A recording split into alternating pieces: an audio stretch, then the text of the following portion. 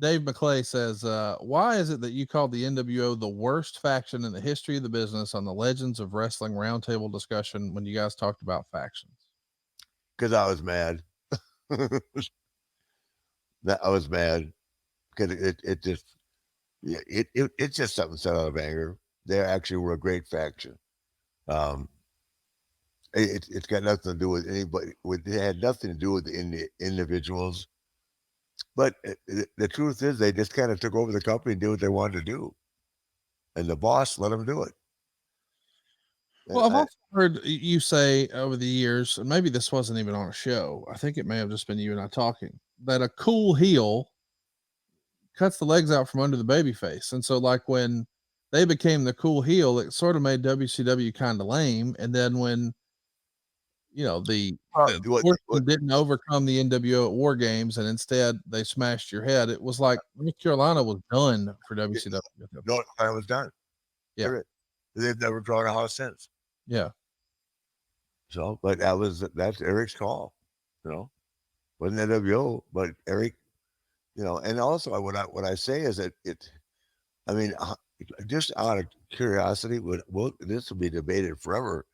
How does a company of that magnitude go out of business?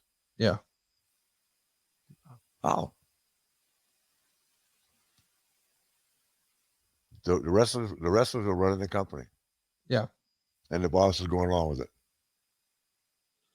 I know one of the things you and I talked about specifically once upon a time is the Horseman parody. So you guys had this big magical moment Mhm. where Kurt is receiving Arn's spot, and it's a very powerful promo from Arn. Awesome. The next week, the NWO essentially pisses all over it, does a big spoof.